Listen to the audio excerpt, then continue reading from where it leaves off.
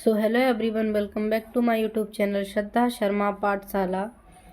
तो आज हम इस वीडियो में स्टार्ट करेंगे क्वेश्चन नंबर 26 से। ये आपका स्पिनिंग टेक्नोलॉजी 2 के इम्पॉर्टेंट क्वेश्चंस का पार्ट 3 है, जिसमें सॉल्यूशंस भी प्रोवाइडेड हैं। सो क्वेश्चन नंबर 26 क्या है? Explain ribbon lap machine. Ribbon lap machine क्या होती है, उसको एक्सप्लेन कीजिए। तो ये सॉल्यूशन उसका दे रखा है। फिर क्वेश्चन नंबर 27 है, एक्सप्लेन स्लाइबर ब्लेंडिंग इन ड्रॉ फ्रेम। यानी कि स्लाइबर ब्लेंडिंग क्या होता है, ठीक है। सो इसके लगभग 5 पॉइंटर्स दे रखे हैं हमको। तो ये 5 पॉइंटर आप पढ़ेंगे कि इसमें क्या लिखा है। This method is normally used for binary blend only. यानी कि ये मेथड सिर्फ बाइनरी ब्लेंड्स के लिए ही यूज़ होता है, स्लाइबर ब्लेंडिंग। इसी तरीके से और भी सारे इसमें लिखे हुए हैं पॉइंटर्स। फिर क्वेश्चन नंबर 28 है, write down the different parameters influencing the combing operation. अब ऐसे कौन कौन से पैरामीटर्स हैं जो इन्फ्लुएंस करते हैं कॉम्बिंग के ऑपरेशन को। जैसे रॉ मटेरियल कौन कौन से फैक्टर्स हो सकते हैं, तो हमने सॉल्यूशन में लिखा कि रॉ मटेरियल में भी कुछ फैक्टर्स हो सकते हैं। उसके बाद मटेरियल प्रिपरेशन के भी कुछ फैक्टर्स हो सकते हैं। रॉ मटेरियल के क्या क्या फैक्टर्स हो सकते हैं, जैसे कि फाइबर टाइप क्या है, फाइबर की फाइननेस क्या है, फाइबर की लेंथ क्या है, या फिर यूनिफॉर्मिटी ऑफ फाइबर लेंथ, यानी फाइबर की जो लेंथ है उसमें कितनी यूनिफॉर्मिटी है। इसी तरीके से मटेरियल प्रिपरेशन के भी कुछ फैक्टर्स हैं जो कि लिखे हुए हैं। और फिर factor associated with the machine से भी एसोसिएटेड कुछ फैक्टर्स हैं, और मशीन सेटिंग से भी एसोसिएटेड कुछ फैक्टर्स, और कुछ एम्बिएंट कंडीशंस है होती हैं, जैसे room temperature, relative humidity in the room. ठीक, ये सारे पॉइंटर्स है। ये इस क्वेश्चन के लिए आंसर है। फिर क्वेश्चन नंबर 29 क्या है, calculate production of draw frame in KGs from the following data. अब ड्रॉ फ्रेम का प्रोडक्शन पूछा गया है हमसे। डेटा गिवन है, डाया दे रखा है, आरपीएम दे रखा है, working time, efficiency, number of deliveries और हैंक ऑफ स्लैबर। सो फॉर्मूला रखेंगे, आप वैल्यू पुट करेंगे, आंसर आ जाएगा। ठीक, step by step solution given है। फिर क्वेश्चन नंबर 30 क्या है, write down the factors influence on draft in draw frame. Write down the factors influence on draft in draw. यानी ऐसे कौन कौन से फैक्टर्स हैं जो इन्फ्लुएंस करते हैं ड्राफ्ट को ड्रॉ में। तो factors depend upon the fibre material, यानी कि फाइबर का क्या मटेरियल है उसके भी कुछ फैक्टर्स हो सकते हैं। इसके बाद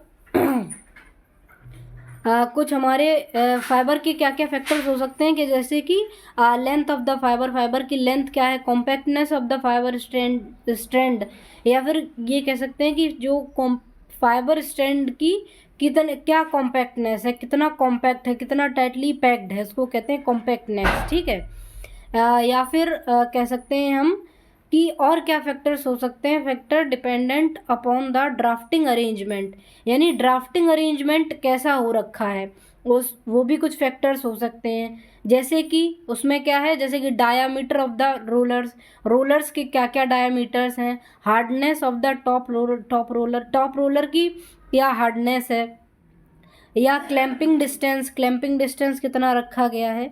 सो ये सारे फैक्टर्स जो है इन्फ्लुएंस करते हैं ड्राफ्ट को ड्रॉ में। ठीक, फिर क्वेश्चन नंबर 31 है, explain cylinder combing. Cylinder combing क्या है? So cylinder combing is a mechanical process that removes short fibres, neps and trash from cotton fibre to improve yarn quality. यानी कि जो सिलेंडर कॉम्बिंग होता है सॉरी, ये एक मैकेनिकल प्रोसेस है जो कि रिमूव करती है शॉर्ट फाइबर्स को, नेप्स को, या फिर ट्रेस जो रहता है कॉटन में उसको रिमूव करती है, और जो यार्न की क्वालिटी होती है उसको इम्प्रूव करती है, सिलेंडर कॉम्बिंग। इसी तरीके से और भी बहुत सारे पॉइंट हैं, आप पढ़ोगे समझ में आएगा। Okay, then question number 32, explain any two modern development in draw frame. यानी कि जो हमारा ड्रॉ फ्रेम होता है उसमें कोई भी जो मॉडर्न डेवलपमेंट हुए हैं तो उनमें कोई भी 2 मॉडर्न डेवलपमेंट एक्सप्लेन करने हैं कि क्या क्या मॉडर्न डेवलपमेंट्स हुए हैं ड्रॉ फ्रेम में। ठीक, तो पहला क्या है, ऑटो ब्रेक ड्राफ्ट सेटिंग। पहला डेवलपमेंट मॉडर्न क्या है ड्रॉ फ्रेम में कि इसमें क्या होता है कि अपने आप से ड्राफ्ट जो होता है वो ब्रेक हो जाता है, ब्रेक ड्राफ्ट सेटिंग होती है ऑटोमेटिक। ठीक है, ऑटोमेटिकली ब्रेक ड्राफ्ट सेटिंग होती है। और न्यूमेटिक प्रेशर हेड, एक और आप क्या लिख सकते हैं, न्यूमेटिक प्रेशर हेड, ये पॉइंट भी आप डाल सकते हो, उसके बारे में एक्सप्लेन किया हुआ है। फिर क्वेश्चन नंबर 33 है, explain the importance of even passage between card and comber. यानी कि ये क्वेश्चन क्या कहता है कि एक्सप्लेन कीजिए क्या इम्पोर्टेंस है पैसेज का कार्ड और कॉम्बर के बीच का। यानी कि अगर इवन पैसेज रहेगा कार्ड और कॉम्बर के बीच में तो उसकी इम्पोर्टेंस क्या है। तो थोड़ा सा एक्सप्लेनेशन, फिर उसका इम्पोर्टेंस में भी हमने कुछ पॉइंटर्स लिखे हैं, और ये है 7 पॉइंटर्स लगभग लिखे हैं, reduce waste, machine efficiency, productivity, ये सब, और थोड़ा एक्सप्लेन भी किया है इसको। ठीक, फिर क्वेश्चन नंबर 34 है, write in brief about nipper assembly of comber. अब इसमें क्या लिखा, क्या क्वेश्चन में है कि आपको बताना है कि निपर असेंबली जो होती है, कॉम्बर में जो निपर असेंबली लगाई जाती है वो उसको एक्सप्लेन कीजिए ब्रीफ में।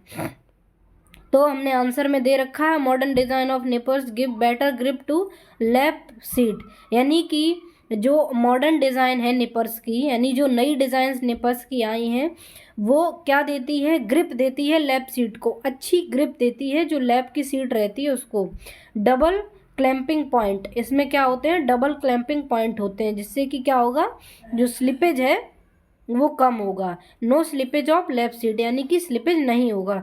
No damage to the fibres because of high pressure, high pressure की वजह से फाइबर भी हमारा डैमेज नहीं होगा।